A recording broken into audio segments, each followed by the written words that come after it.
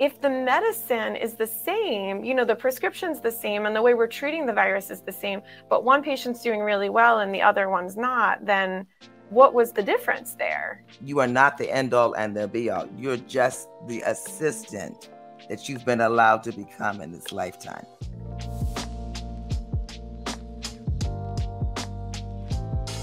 Welcome to the Be Better broadcast. I am joined today by Dr. Iris Davis and Kate Godley. To give you an introduction, Dr. Iris Davis is a lifetime student of healing practices with a 40-plus year career, which has spanned a variety of care populations. She presently offers medical intuitive consultations to help individuals prioritize and clarify the issues that are impacting their health. And we're also here with Kate Godley, who began her career in primary care, addiction medicine, and infectious disease at an outpatient facility in New York. Her foundation is in gut health, food sensitivities, adrenal fatigue, autoimmune disease, and chronic infections, as well as hormone balancing and detox. That is literally just the tip of the iceberg when it comes to these two. I was introduced to Dr. Iris and Kate through Mitch Webb, who we've had on the show several times to talk about everything that he knows when it comes to health and living your best life physically and energetically.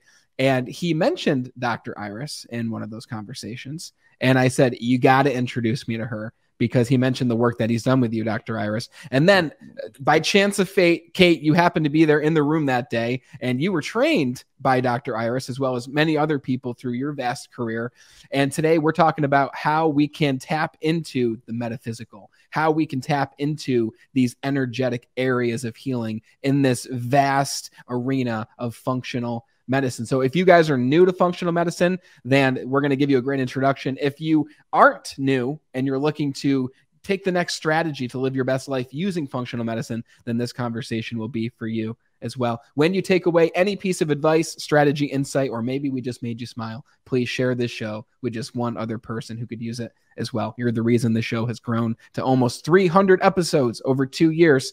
So Kate, Dr. D, it's great to be here with you. Thank you so much. Brandon.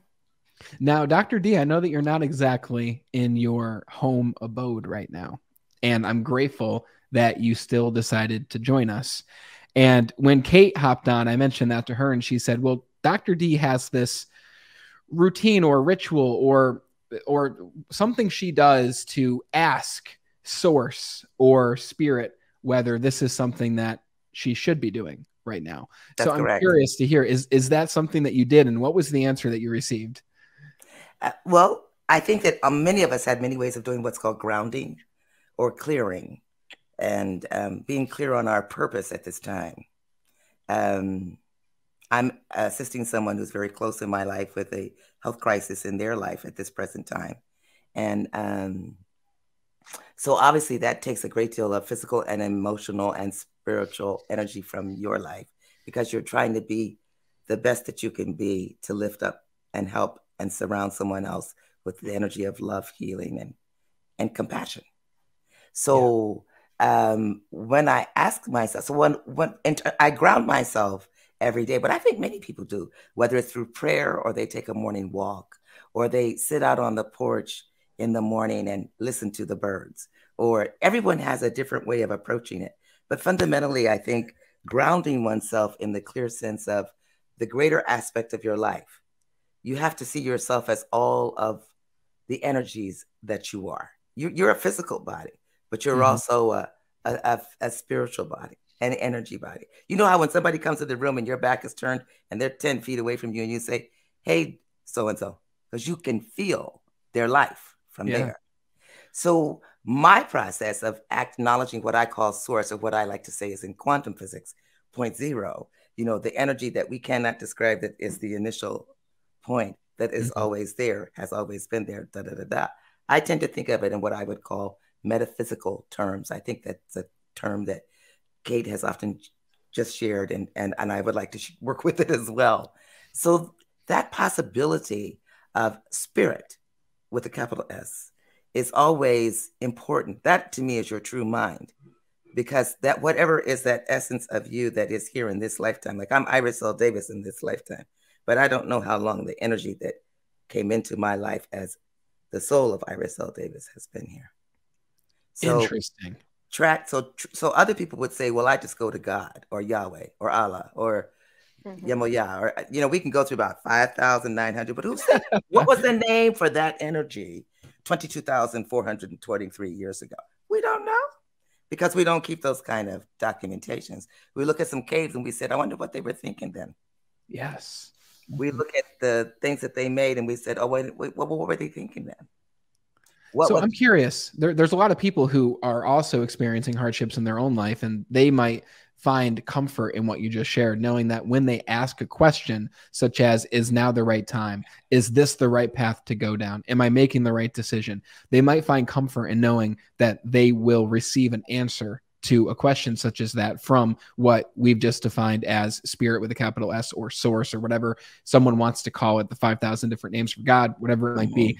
So how do you receive the answer to that question? And I'm guessing over time, you've become more tuned into that answer. Again, I'm assuming maybe you can dive in more to that. Well, I think people have multiple different paths depending on their culture, how they've been taught, etc. So I've learned to listen. Like people say, well, do you have a religious tradition? I do happen to have a religious tradition. I'm a Buddhist of the Nichiren Daishonin tradition. I belong to an organization called the SGI. And I share that with everyone, as Kate knows. If they want to hear it, I don't put it upon them. But if they want to hear it, and if they're called, if that's how their spirit calls them, then I'll be happy to share more with them. You see what I'm saying? Yeah. But in those traditions that I tend to focus on, whether it's Ho'oponopono, which is an ancient Hawaiian tradition, which was adjusted there's so many different traditions I know, but we're not going to get started on that. But the reality is that energy has to be brought back down to your own connection to your knowingness, which is this vast unknown aspect of life, right? Yeah. And it depends, and it will also depend on the values. Are you more impressed with what you need to do on the physical level right now? Or that's a little Virginian for you. A little, or are you going to listen to what I would call your higher self? Because when we talk about the mind, that's not necessarily the brain. Right. That may not necessarily just the soul. It may be that highest aspect of all of your energy that you listen to and you interact with. And before you hopped on, I called it the intuition or the third eye. And we all have this third eye. Mm-hmm. Everybody's got it. And there's no one better at it than little bitty people. I was going to say my 9 and my 12-year-old have been less polluted by the physical world, is the way I see it. So I watch them play with their friends, and you can see when they know something doesn't feel right. Mm-hmm. So it's very interesting, because I think as parents in this world, or adults in this world, to guide the little people, we can probably do less. They probably know what feels right and what doesn't feel right. They need to be encouraged to go against societal grain and actually check in with themselves. Wow. I'm reading this book called Outwitting the Devil by Napoleon Hill. And he talks about several institutions that are actually the cause of what he calls the devil, right? And it's a controversial book. And apparently he wrote the book in the 1930s, but the book wasn't actually published until about 2010 to 2012, that era.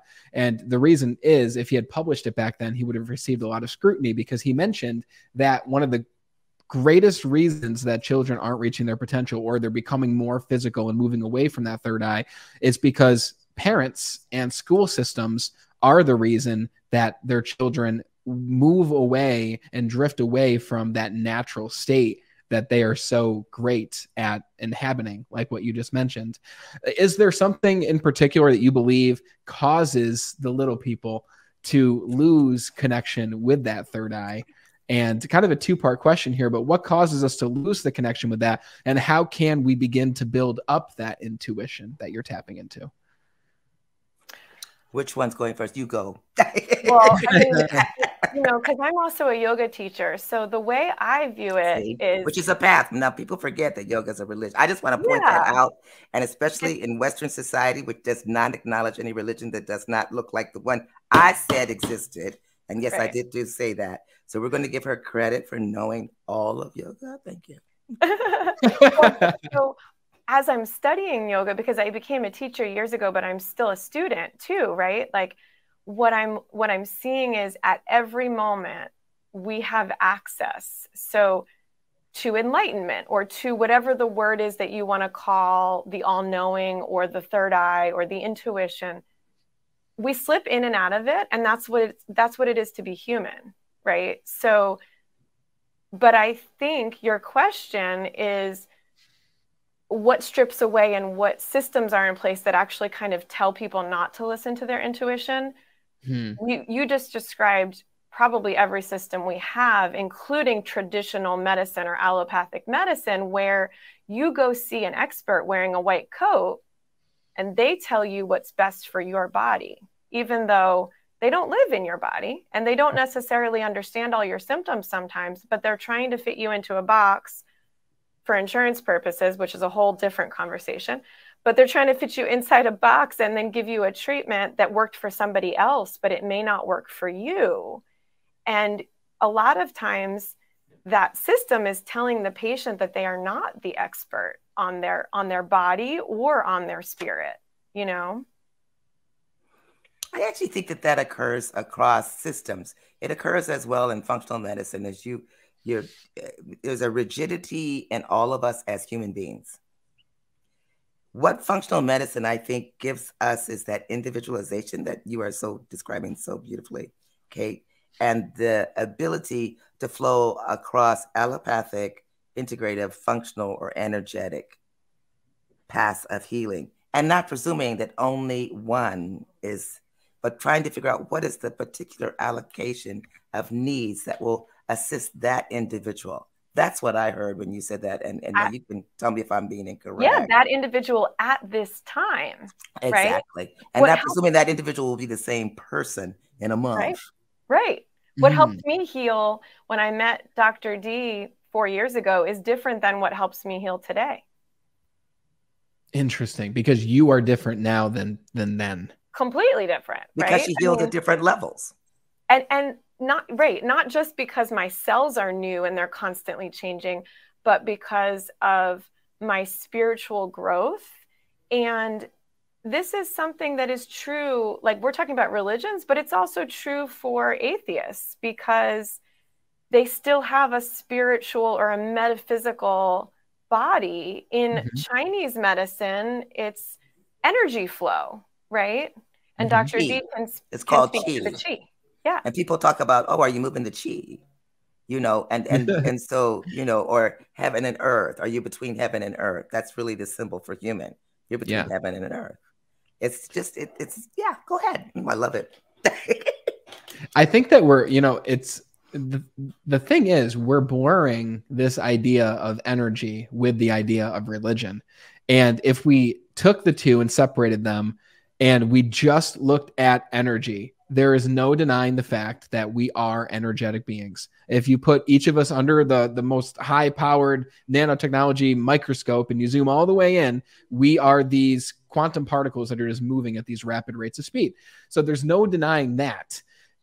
But when religion is added into things, I know a lot of people might hear it and they're like, okay, this is now woo-woo. You know, maybe I'm not a Buddhist, so I don't agree with what's being said. But when you take and strip away religion from the fact that we are energy beings and you look at it as we are energy beings, like what you mentioned earlier, you are different now than you were 4 years ago when you met Dr. D.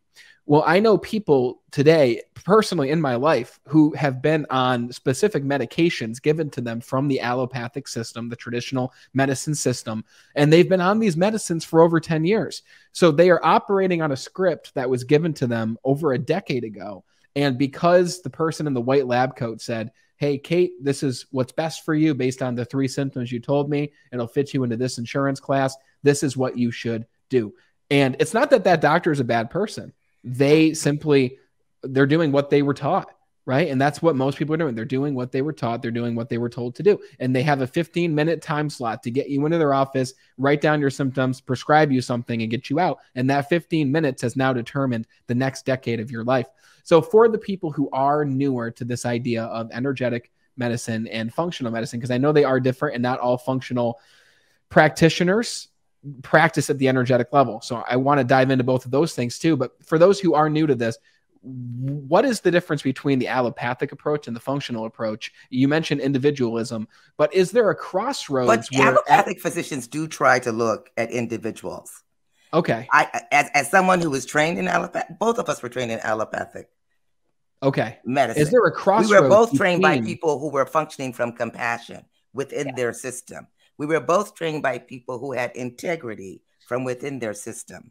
I get really irked when we confuse the issue of how to maximize health with disregarding and disrespecting that intention for healing is in all those areas. So one of the reasons that I ended up where I am is because having worked in, and that's where Kate and I share a history. Like when we first met, even though we came together as physicians, actually we came together in a very strange pattern, but we just happened to meet. And then, as she says, we started working with each other. But we've both done AIDS, we've both done geriatrics, we've both done emergency care, we've both done what I would call generalized medical care, like internal medicine care. And within that, you know the cases that allopathic medicine does not reach. And I'll give my own example. And as two people, and if I'm being presumptive, please tell me, Kate. As two people who have overcome profound autoimmune disorders, you know, I was told I would be disabled for life and may not be here within 5 years of my major diagnoses with my autoimmune disorders, which I have a couple. But having obviously lived past that point in my life, I was fortunate. I don't know anyone else in the group I originally began with that is still alive. You see, so you can't predict those people. You can't always predict who's the 1 out of 5 who will survive or the 1 out of 10 who will survive. You can only walk with a person to their point of destiny and how well they respond. Is that helpful to kind of give it a different sense? Because yes, you can get longer times in functional medicine, but you don't see a whole lot of functional medicine people in communities where we also need functional medicine, like low income or poor. You know, we don't see us changing our grocery system, which would probably have a greater overall impact than almost anything we do in medicine. You don't see us changing our chemicalization and poisoning of our waterways, our land, our soil, the destruction of our soil. And that would probably have a greater impact. Okay, because you don't even think of that, right? People don't even think of how the chemicalization of the world occurred since the 50s and 60s, the mid 20th century. Yeah. We can, so now you have a new baby boy and we can go in his placental blood and we can pick out probably microplastics and small chemicals and all that kind of stuff. Wow. And those I ones presume that you live a pretty in clean, comfortable life. You see, I'm presuming that you live a pretty comfortable life. Yeah. We do. It's true. But you're right. The grocery system, everything now is very different than the way it was even in the 50s and the 60s, even the 70s and the 80s. How would you define functional medicine to people who hear that and maybe they've heard it before, but they're quite unsure of what it even means? So the way I talk about it is I was trained in traditional medicine. I'm a physician assistant by training. And the way I was trained was to have a list of differential diagnoses, to do a full physical exam, and to do a full lab workup, including imaging. Sometimes you need ultrasound and x-ray and CAT scan, right? And also to refer to specialists that can help. And that, to me, is actually functional medicine. We are connecting everything. We are doing a full physical exam. So it's actually the way I was traditionally trained. The problem is when I got into the workforce, the way a lot of the clinics were set up, I didn't have time to do a full physical and ask all the questions to get a true list of differential diagnoses. I was supposed to pick one, quickly treat the person in that kind of path, and then they come back if it doesn't work. But sometimes we lose people to care, especially in HIV medicine, in hepatitis C, where I started. So for me, what made me change course and actually go back and do more training was two patients. They were on the same HIV medications and they had been diagnosed in the early 90s. And this was in 2009. So they'd both been on the same medications for the same amount of time. And they had the same virus. Mm-hmm. And one of them was very, very, very healthy. And one of them was not. And so when I asked them questions, the one who was very healthy, she told me three things. She said she found peace and joy and connection in her life. And that was what had healed her. Whoa. And as a provider, I didn't know how to quantify those things, right? And I didn't know how to like pass those on to the next patient necessarily, or connect her with the patient who was just like her, who wasn't doing well. And that was what prompted me to go read about metaphysics, to go study more about, spiritual health and self-care. And if the medicine is the same, the prescription's the same and the way we're treating the virus is the same, but one patient's doing really well and the other one's not, then what was the difference there? And so what I try to focus on now, many years later with my patients, even after all this extra training in functional medicine, which is supposed to be more systems based and more like incorporating, neurology and GI and endocrine, they all overlap. So you're supposed to be kind of like a super generalist so you can bring all the specialties together. And that's really what functional medicine is defined as in the traditional way. What I realized was still a lot of my patients were missing peace and joy and connection. And so I was trying to give them supplements and give them ways to get better that are more holistic, but we were still missing the mark for some patients, How do you transfer that peace, joy, and comfort from the one person who has it? They're on the same medications. They have the same ailment. How do you transfer that? How do you help someone who doesn't have that? It's not that they're against having it, but you don't know what you don't know. So how do you transfer that to somebody? Well, the first thing I do is ask someone, do you understand this mind-body connection? We're talking about spirit-body connection. Do you know about metaphysics, about, like you said, when you zoom in, that we are all energy? Is that a foreign concept to you, or have you heard that before? Do I sound a little woo-woo? And if they tell me I sound woo-woo, I give them things to read, or I sit and I say, have you ever felt, there's a saying about teachers, you won't remember what they said or what they did, but you'll remember how they made you feel, right? Have you ever felt the power of someone's touch? Have you ever felt better after a hug? Have you ever, so like, just get it down to basics. I think we all know what it feels like when we have a moment of peace. And it is hard to feel both sick and broken and also peaceful and joy at the same time. Usually the peace and the joy wins.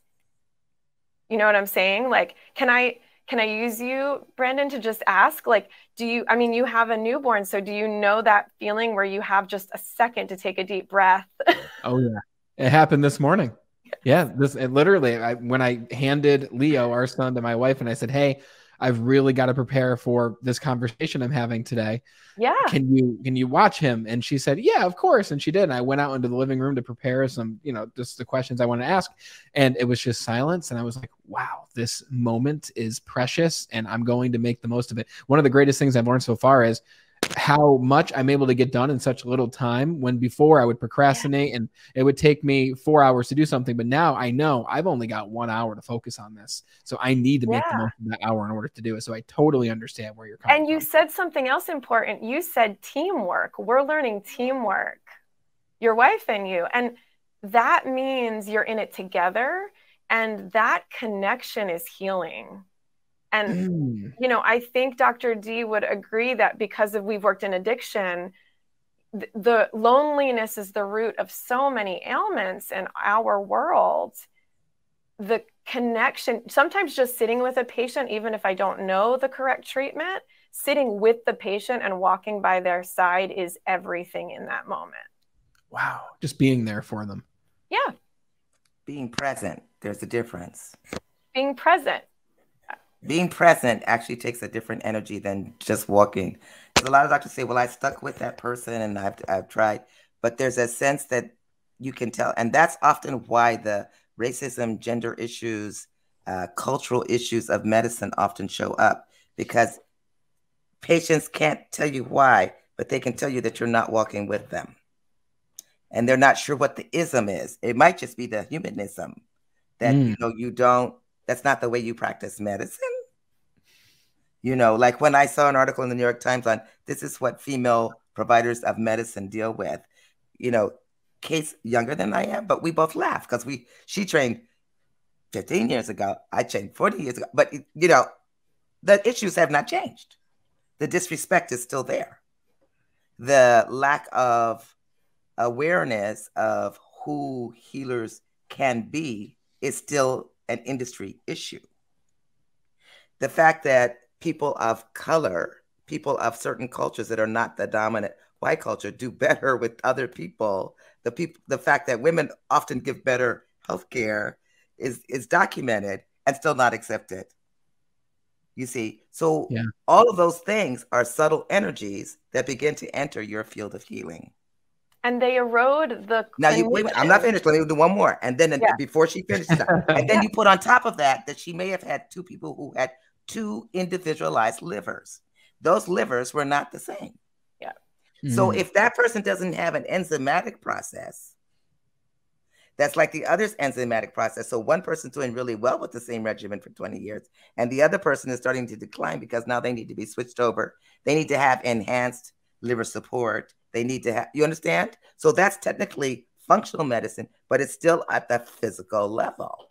Yes. And we don't even have measures in our system to often effectively measure that outside of something called liver function tests. So it's a very complex area. Now, please carry on, Madam. Well, and so what I'm trying to train the new providers coming through that want to learn functional medicine is there's endless things to try. Like you just mentioned liver support for a patient, right? So where do we start? Do we give B vitamins and more protein and alpha lipoic acid and milk thistle? And which one do we choose? Do we give someone 20 supplements in the hopes that they will get better? I mean, how do you get better when some people can't get better when they're taking 20 different pills a day. They just feel bogged down by the burden of it, right? So how do we hone in as providers, as healers on the right course of action today at this moment for this patient? Because the problem is not, do we have the information? Do we know how to heal the patient? The problem is, do we have our own peace and joy and connection? And can we get out of the way? Because there's a message being sent, I believe, each time we're seeing a patient. Can I get my own ego out of the way? Interesting. I was going to ask you, especially with that question on ego, and especially for someone like you, Dr. D, who's been doing this for over 4 decades, how do you prevent, because I can only imagine the amount of people you've both helped, especially you, Dr. D, after 40 years of doing this. How do you stop the ego from coming in as being this healer, being this person where you've seen so many different things where when someone says that they have this, even though it's individual, you see and recognize patterns and are able to say, okay, it's got to be this, or this. Let's start with this. Like, how do you prevent maybe even it can be called the God complex of coming in saying, I know I can help this? How do you personally stay grounded? I think that's a very, like for example, let's use a surgeon. A surgeon comes in and they'll say, I can do that patient, but they'll tell the other one that's not. And a lot of times they're acting off their intuition. They'll look at the x-rays and stuff, but they'll just know that they can't do that case. And I tend to trust them when they often say they can't do it. That's why I said intuition is there. Now, whether you acknowledge it as intuition, that's a different thing. Acknowledging your ego, I think, is something that is often, you actually have so many things that make you humble in medicine. It gets you really clear. Really, because this person did not respond. That person has transitioned or died. Especially when you work in areas like AIDS, geriatrics, and hospice, you often have a different pathway. So when you have a wide practice like that, so that you've had those kind of things, those are very grounding. You get very clear about you are not the end all and the be all. You're just the assistant that you've been allowed to become in this lifetime. So that takes a little wisdom to develop, to say, oh, thank you for allowing me to be the healing assistant. I may be doctor or physician or something, but I am not the end all and the be all. I'm here as a portal, a pathway to see where we take you in this physical, mental, spiritual, emotional. Where do we take you in this health journey? I call it the health journey. So, like, for example, if you ask how I, because every time I learn more and more about what can I do to choose on that I had to use more and more intuition. So that somebody comes to me and they say, I will never deal with a standard, da, da, da, da. I'm like, oh no, I don't throw out the baby with the bathtub. And I put water in the bathtub too. So I don't go for that blanket. Yeah. No. Now, will I listen to different theories that you have and this, that, and the other? And I'll tell you whether or not I'm a match for you, to help you figure out where you're going in your process. But a lot of what I do is say, okay, you're trying to do this, but okay, you talk, like, there's some people, and you could ask Miss Godley, who's still doing full-time functional medicine, and people will come into me with those, those bags we carry groceries in, and they're full of supplements. I'm like, wait a minute, hold up. How exactly are we choosing what is good? Well, I said, but who are you? Do you have a B6 complex enzymatic issue? Do you have a, I said, which labs do you need? Which labs do you not need?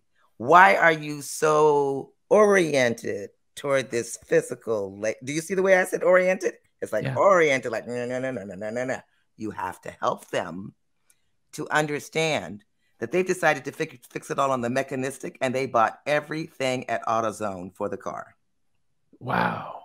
Everything. Now, have you seen a car that needs everything? That usually means being totally rebuilt, right? Yeah. Well, let's figure out what your car needs. Yeah. And so if you look at it at that level, then you're never coping with the other layers of illness. Like, why did you choose that pathway? Yes. Why did you choose that? I mean, we'll have patients that we send for psych or EMDR, or, I do a EMDR, which is a way of actually letting go of some traumatic or other issues. I have some people like say, I said, you might need a little shamanic work. And they said, like, what's a shaman? I said, it's somebody who deals with issues that you can't even see because it's on your subconscious level. Is that common? No. But do I do it? Absolutely. But and then they'll, I have people that come back and say, oh, I understood that. And then others don't understand it at all. So you can't do everything with everybody. You have to take people where they understand, where they can walk and what they can do.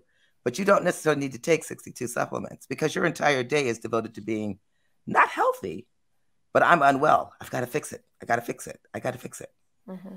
So let me ask you, because there's so many different directions we can go, and we have a certain amount of time, and I want to make sure that I really love this conversation on the energy and the physical aspect, and the two of them, and how we can become more in tune with the energetic aspect. Because even if someone listening doesn't have an autoimmune disorder or this giant ailment in their life, I think you would agree in me saying that by learning to become more connected with the metaphysical, we can even prevent these things from happening in our life. So my question is, and this is for you, Kate, specifically, because you've talked about this, and this is you still working full-time as a functional healer. What do you believe is the reason for the greater prevalence in autoimmune diseases today than there ever has been in the past? Why do you think that is? Well, Dr. D already went ahead and answered the beginning, which is the amount of toxins, the amount of chemicals the U.S. government is approving. And what we do in this country is we approve things until we learn they cause cancer, until we learn they cause autoimmunity. And the problem with that is it's often hard to have direct proof, direct causation. But if you notice in Europe, they're not approving a lot of the things that we're approving here. Mm-hmm. So one of the things is and Europe's not perfect either, but the amount of new chemicals, right? Another thing is the microbiome. We are just beginning to understand the beneficial bacteria and viruses and fungi that live in our gut. And it turns out that they outnumber the cells in the body, right? So what are we? Are we cells, or are we bacteria and fungi and viruses? Like, so this is important to me, especially because I have a son who was diagnosed with type 1 diabetes at age 1. Wow. And that's a very young age to develop a severe autoimmune disease. And so I started reading about the microbiome back then, trying to figure out, okay, I've breastfed him. We had a vaginal birth, which is important for the microbiome. So we had two things that did go positively for us. But what else can I do to heal his gut, his microbiome, right? Some of it is avoiding really harsh chemicals in the home, things that people clean with that they don't think about. You know, we can clean everything in our house with white vinegar, pretty much everything. And hand sanitizers and things with triclosan that we know kill the gut. They're they've been out of my house for more than a decade. So what's in our water? Is there too much chlorine in the water we drink that kills the good microbiome? There's also things happening within that are really exciting within the autoimmune world, especially autism spectrum disorder with fecal transplant, which I know sounds a little bit crazy to some of your listeners, but we know that we can't get everything we need from probiotics and from healthy diet. Certainly also looking at the diet, though, is important. We're not eating enough fiber and enough prebiotics to feed the gut microbiome. The average man in this country gets 10 grams of fiber a day, and they need 30 grams of fiber a day. So that's just an example. Our food's also been depleted. So we grow spinach today, and it doesn't contain all the same nutrients it contained 40 years ago, right? Because the soil is depleted of nutrients. And so in turn, the microbiome is depleted because the food we eat feeds us and it feeds our microbiome, right? So those are a few of the things. And I think type A personality and fear of missing out and stress is also huge when it comes to autoimmunity, because a lot of my autoimmune patients have been rewarded by being a type A personality. Yeah. And, my yoga teacher training taught me, actually, that's not it. Life is not about perfectionism. In fact, you are enough. You were enough. You don't need a giant resume to be enough, which again comes back to the whole spiritual wellness. But if you are always every single day trying to prove yourself, and you need a to-do list that you check off in order to feel good about yourself, that often leads to dis-ease, right? Well, that's actually societal. Our society is not, it's not just a type A personality. Our whole society is based on an external perception of worth. It's true. It's not based on an internal perception that I am this enlightened capacity, whether it's the Buddhahood of Buddhism or the Christ consciousness of Christianity, or I can go again down that whole list for every other, or we can just call it that which is, So what she's describing, I think, which is crucial, is recognizing where we have imbalanced not only the fundamental ecology. Like when folks come here, like when I first met a large number of Africans from different there's 52 countries in Africa, the continent of Africa. And I looked at the level of fiber this is back in university for me.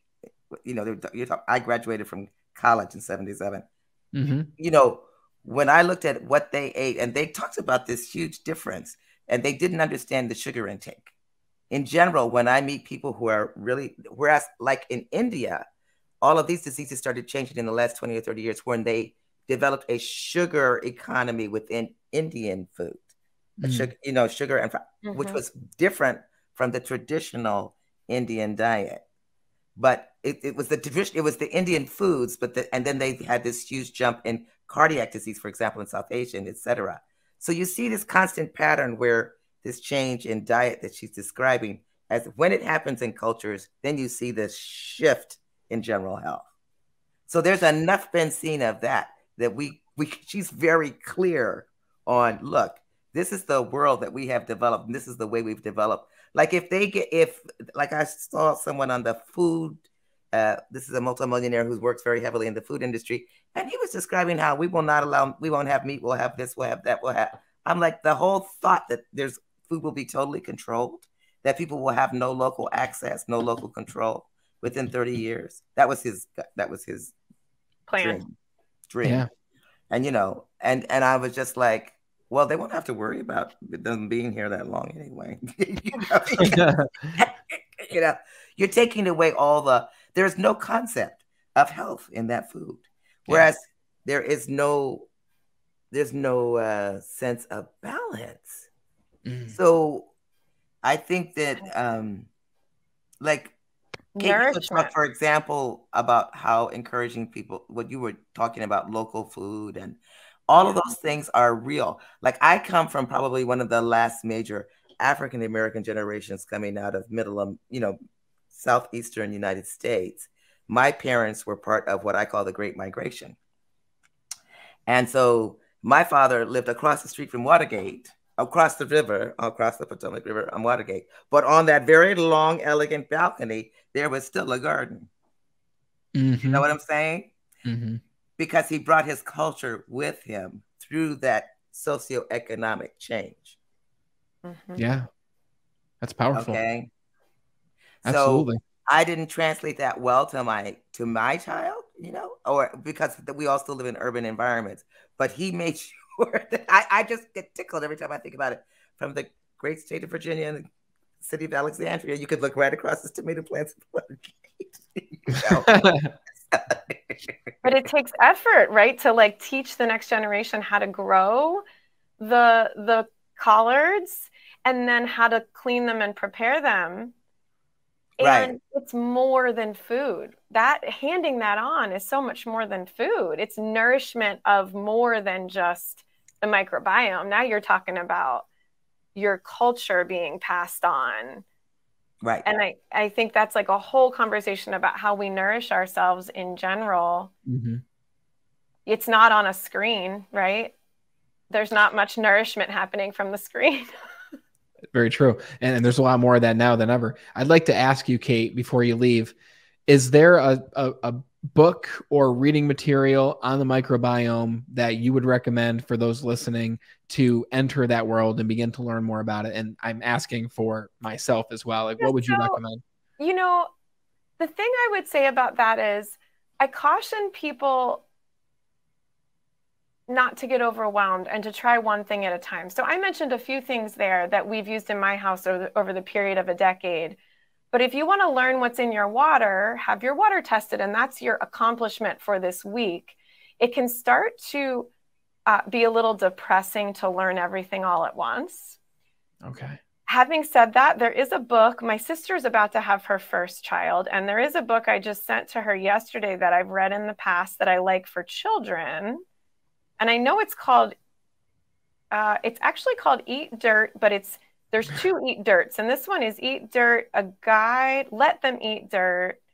And it's like a guide for your children's microbiome or your child's microbiome. Let me find the actual title for you, Brandon. But, sure. But yeah, I think it's a good one simply because, my sister's going in to have a baby and she's trying to read about birth and she's got a doula and she's trying to do all these things. But a lot of times we prepare for the birth and not necessarily, we don't know what to do to prepare for the first few months after the birth. And so I think this is a good one to kind of notice what you're doing, especially coming out of this pandemic. It's called Let Them Eat Dirt, and it's by B. Brett Finlay and Marie Claire Arietta. And it's Saving Your Child from an Over-Sanitized World is the end of the title there. That's great. Do you have a book many things that people can do that, like she's describing, that really you have to take it one step at a time. I think her advice is crucial. Like, for example, the most important part I start with is I just try to get a basic water purifier, like the pitchers in your kitchen. And then I try to get you to eat more fiber. Just those two actions alone, you have now struck out as a warrior against the present mode of nutrition.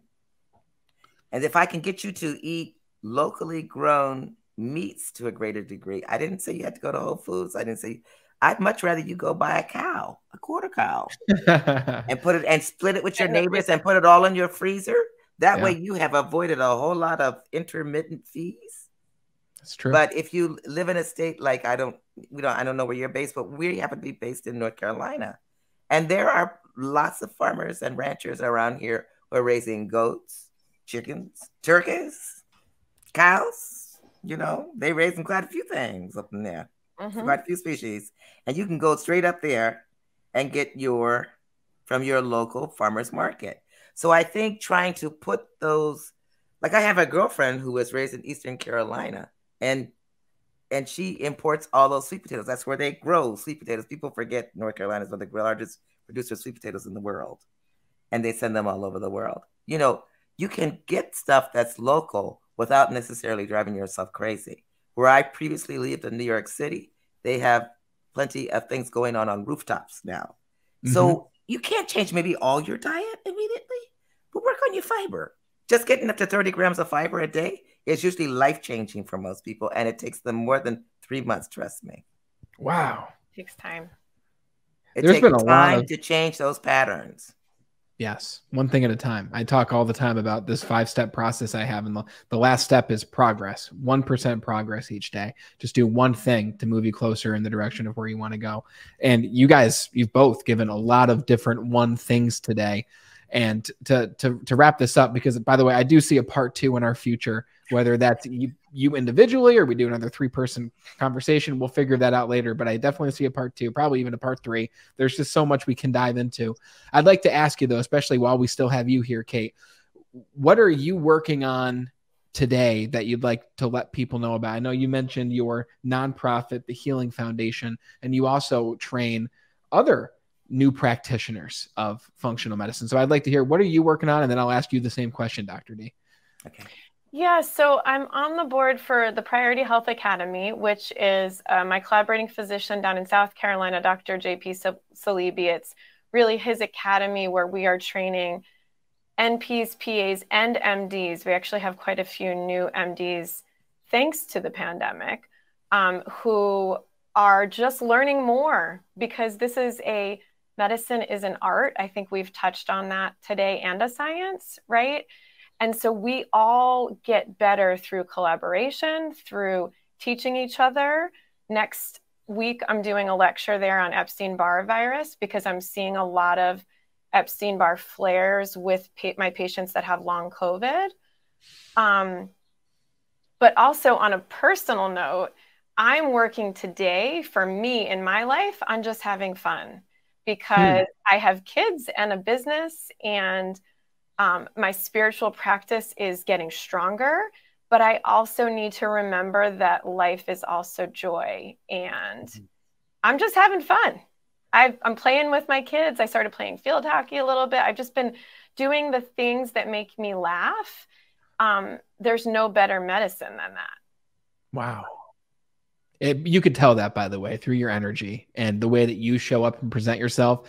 If I had to name 3 words for you, one of those 3 words would absolutely be fun and easygoing and easy to get along with. And that's because of the way that you present yourself through all the work that you've done up until this point and that you'll continue to do. So that's great. I'm going to have links in the description for people to take a look at, especially the Healing Foundation. Is there already a website set up for the Healing Foundation? There's not. We're getting that going. Kelly, my wellness coach, is working on that. And we're just going to, we're going to do what we call circling, where we're going to have a few patients all at the same time once a month, so that we can create a little bit more community here, because like Dr. D has mentioned, we need to get a little bit more holistic care into lower SES communities, especially where I am in Durham, North Carolina. We are missing a lot of people the way we're doing functional medicine. We need to make it accessible. So that's great. Yeah, big step in the right direction. One thing at a time, though, right? 1% movements, and before we know it, you'll have made huge progress there. So thank you for the work that you're doing. It's incredible. And by the way, Dr. D, I'd say fun is one of your 3 words too. Just again, as soon as we connected, J, Yeah. honey. Joy. Jay. Okay. So what are you working on nowadays? Joy, balance. Uh, I am allowing myself to accept more people and be very clear about when I can be of assistance and when I can refer them appropriately. I find that a process of not perceiving myself again as the answer, but rather what fits you best. Um, I'm immersed in 2 groups in which I help other people develop their intuitive capacity and healing, whether it's you're a provider in medicine or education or whatever. How can you use that to manifest to a greater degree your ability to bring wholeness and fullness into your life and your capacity as a person who does the work that you do? Is that like a one-on-one? No, it's actually in groups. I've started 3 groups. One was a group about call it going neutral, which is a work by a wonderful name named Leroy. What is Leroy's last name? I've forgotten. But anyway, I can send you that referral. But for example, going neutral means that you understand how you have certain limitations profoundly, deeply based within. So I've done that work for about 6 months where I ran that for free for people. And I'm not sure what the next one will be, but so far I'm working on different areas of metaphysical training, because as I get trained, I want others to learn and be able to have those gifts as well. And there are many opportunities, but they're often what I find is that different communities are separate from each other. So there is an East Asian community here, there's an African American community, there's an African community here, there's Euro American over here. I'm trying to cut across. Yeah. And you do every day. I thank you. I'd give you a big hug for the anyway. But so I'm very, which is why I agreed to come on your program, because I said, okay, I've really been over in the out. Let's go. How can we get across boundaries, and how can we help people see that these that there's there are issues everywhere, because that's part of the condition of what's called living. Mm-hmm. But there's, you can look at a cup and it's full or it's half empty. And you can start to bring balance to how you react to, I can only have the half full part. Well, that's not being neutral. Yeah. Being neutral is saying, well, look at that. There's half full today. Isn't that lovely? And move right on. Yes. So that you can decrease or change or respond in a more grounded way to what you consider the half empty. Because your half empty may not be my half empty. That's so true. Well said. I got to say, with the two of you, you both bring something very unique and powerful to the table. And in Dr. D, especially with all you've done, you can be an amazing healer, or as you call it, for what you do, an intuitive assisted healer, right? But when you've been a physician and you've been a professional medical physician, and during the time I came to it, Kate will tell you, now there's courses and all of that, but I trained myself, like from 1999, 2000, that was still very much, you either trained yourself or you went all the way to Florida. Before the internet. And then, I'm a medical acupuncturist.